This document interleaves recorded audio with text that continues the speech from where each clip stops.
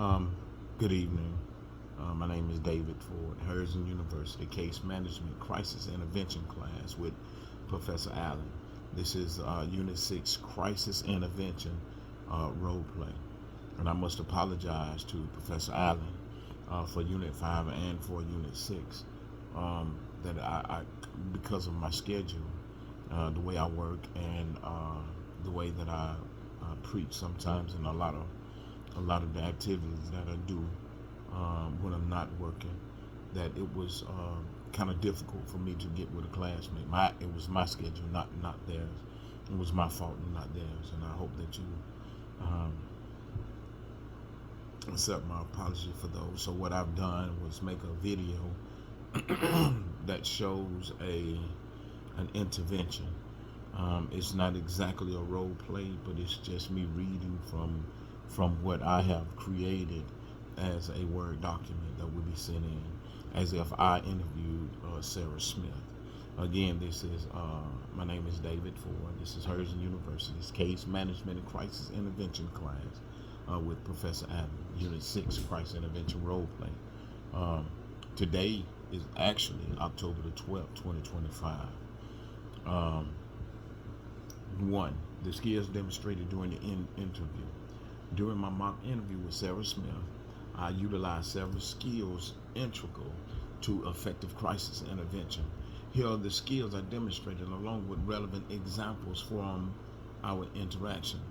One, not one. Next, opening questions. I initiated the interview with a question such as, "Can you share what has been going on with you lately?" And this invited Sarah to express her thoughts more freely and gave her the opportunity to discuss her feelings in detail. The second skill was active listening. Throughout the conversation, I focused intently on what Sarah was saying, using verbal affirmations like "I understand," and "that must be really hard for you," and validate her emotions. This approach helped create a safe environment for her to express herself. The affirmations: when Sarah described her struggles, I responded with, "It takes strength to share what you are feeling," which helped affirm her experience and encourage her to continue talking. Reflective listening. After Sarah disclosed her feelings on hopelessness, I responded by paraphrasing her words. It sounded like you're feeling very alone, overwhelmed with everything happening around you. This showed her that I was not only listening, but also trying to understand her perspective.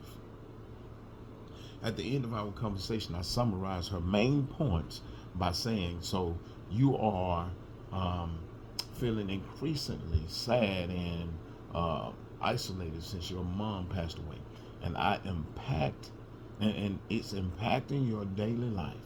This helped her to see that I had grasped the situation accurately.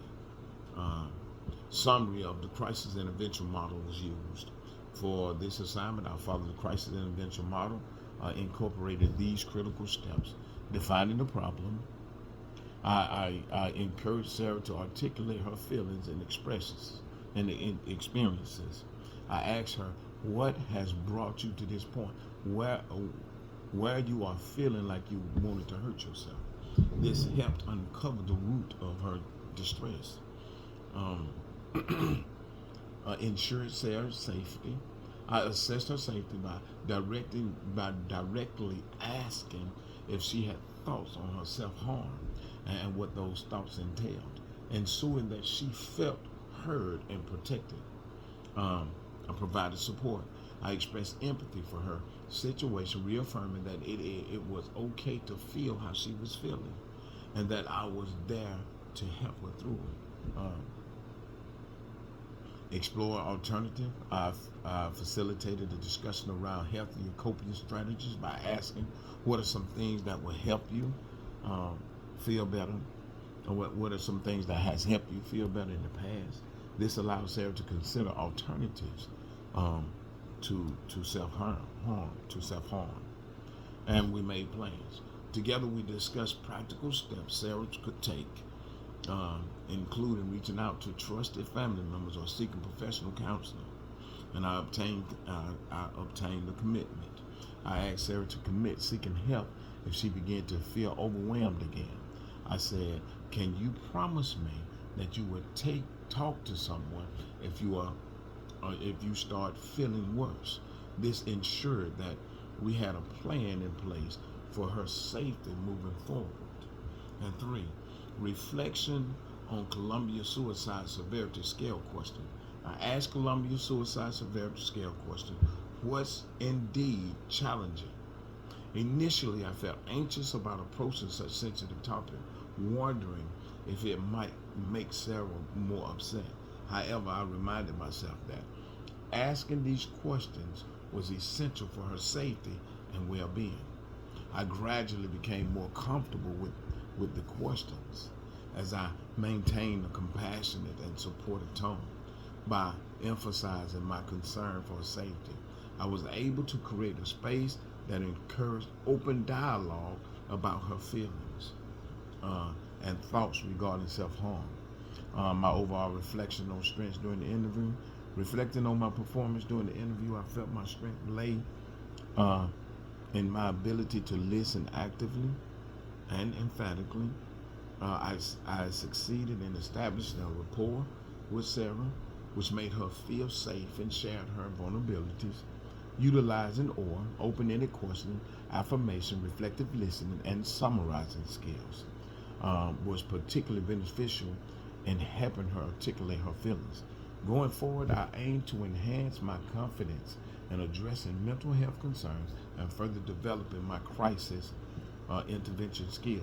This experience highlights the importance of empathy and structure intervention, and I'm committed to continuing my growth in these areas. And I have references at the end of my document. Um, Again, Professor Allen, I apologize for my schedule. I work 12 hours, swing shift at night, and I am a licensed preacher. I've been preaching for about 10 years. It'll be 11 years in February. And lately I have been called out to different programs. Like yesterday was a great program that I had. It was a cancer surviving program. And I wish that I could tell you more about that program. That also helped me with your class. So thank you for listening, and I hope that you understand.